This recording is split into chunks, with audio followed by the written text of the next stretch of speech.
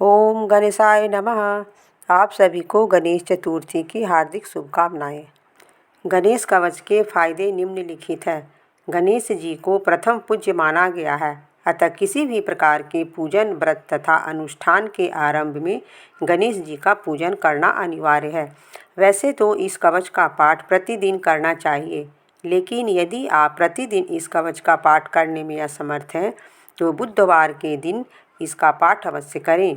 गणेश जी बुद्धि तथा ज्ञान के देवता हैं, इसलिए उनके पूजन से व्यक्ति को बुद्धि तथा ज्ञान की प्राप्ति होती है।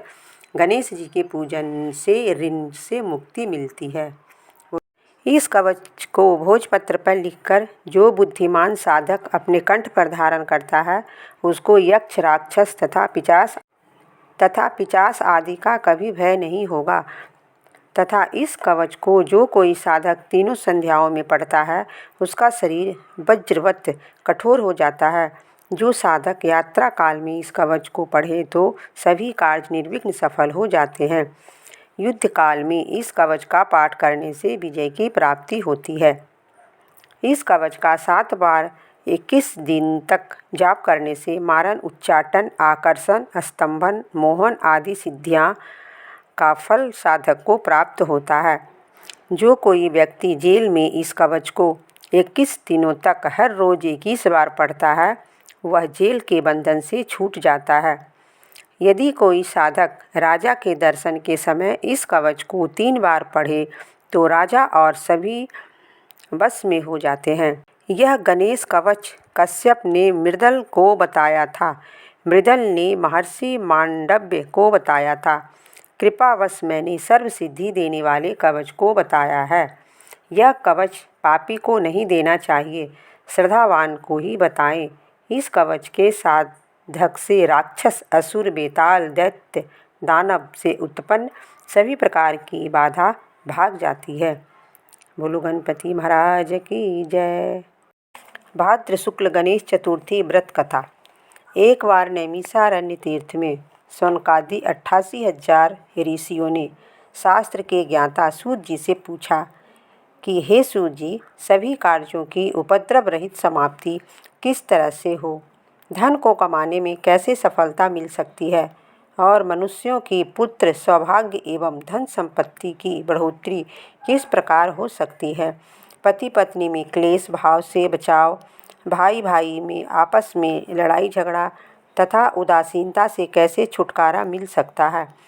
विद्या की प्राप्ति, व्यापार, खेती का कार्य एवं राजाओं को अपने दुश्मनों पर विजय किस तरह मिल सकती है? किस देवता की आराधना से मनुष्यों की मनोकामनाएं पूरी हो सकती है? हे सूत जी, इन सब को आप विस्तार से बताइए। सूत जी ने कहा, हे मुनियों, पुराने समय में जब कौरव पांडवों की सेना युद्ध के लिए तैयार हुई, उसी समय युधिष्ठिर ने कृष्ण जी से पूछा था, हे कृष्ण जी, हमारी बिना किसी विघ्न के विजय किस प्रकार होगी? किस देवता की आराधना से हम इस मनोकामना की सिद्धि प्राप्त कर सकेंगे? श्री कृष्ण जी ने कहा, हे युधिष्ठिर, पार्वती जी की रज से उत्पन्न गणपति जी की पूजा करनी चाहिए। उनकी आराधना से आपको अपना राज्य मिल जाएगा, इसमें बिल्कुल संशय नहीं है। युधिष्ठिर ने पूछा, हे ऋषिकेश, गणेश पूजन का क्या तरीका है? किस विधि को पूजा करनी चाहिए? श्री कृष्ण जी ने कहा, हे युधिष्ठिर, भादो माह की शुक्ल पक्ष की चतुर्थी को अथवा श्रावण, अगहन एवं माघ माह की चतुर्थी को भी पूजा की जा सकती है। हे युधिष्ठिर, यदि आप चाहें तो श्रद्धापूर्वक भादो शुक्ल चतुर्थी से ही गणपति जी की आराधना शुरू कर दीजिए। व्रत करने वाला सुबह उठकर सफ़ेद तिल से स्नान करे। दोपहर में अपनी शक्ति अनुसार आधा तोला, 1 तोला, 2 तोला अथवा 4 तोले की सोने की मूर्ति बनवा ले। सोने के अभाव में चांदी की बनवा ले। चांदी की मूर्ति यदि न बनवा सके तो मिट्टी की मूर्ति बनवा ले। धन के होते हुए कमी न बरते, यही वर विनायक और यही सिद्धि विनायक हैं। मनोकामना पूर्ण करने के लिए भादो शुक्ल चतुर्थी को इनकी आराधना करें। ऐसा करने से सारी इच्छाएं पूरी होती हैं। ध्यान करने की विधि। एक दांत वाले, छाछ के समान बड़े कान वाले, हाथी की तरह मुख वाले, 4 भुजाओं वाले, हाथ में पास व अंकुश रखे हुए सिद्धि विनायक गणपति जी का हम ध्यान करते हैं। एक चित्त होकर पूजन करें। पहले पंचामृत से, बाद में जल से नहलाएं। गणेश जी को गंध चढ़ावें, उनका आवाहन करें। पाद्य अर्घ्य देकर 2 लाल वस्त्र चढ़ाएं। इसके बाद पुष्प, धूप, दीप और भोग अर्पित करें। पुनः पान के ऊपर थोड़ी सी मात्रा में सोना अथवा रुपया, अठन्नी आदि चढ़ावें। फिर गणेश जी पर 21 धूप चढ़ावें। दुर्वा से इन नामों द्वारा हे गणपति, हे उमापुत्र, हे धूम्रवर्ण, हे विनायक, हे एकदंत, हे गजमुख, हे लंबोदर, हे सर्वसिद्धि दाता, हे भालचंद्र, हे मूषक वाहन, हे पिंगल नयन, हे गजानन महाराज, मैं आपको प्रणाम करती हूँ। रोली फूल चावल के साथ 2-2 दूब लेकर प्रत्येक नाम बोलते हुए अलग अलग नामों से दूब अर्पित करें। हे देव, आप मेरे दूब को ग्रहण करें, मैं आपकी बार बार प्रार्थना कर रही हूँ। इसी तरह भुना हुआ गेहूँ और गुड़ अर्थात गुड़ धनिया चढ़ावें। इसके पश्चात देसी घी से बने 21 लड्डू हाथ में रख हे कुरुगुल प्रदीप ऐसा कहकर गणपति जी के आगे रख दे। इनमें से 10 लड्डू ब्राह्मणों को दान कर दे और 10 लड्डू अपने लिए रख ले।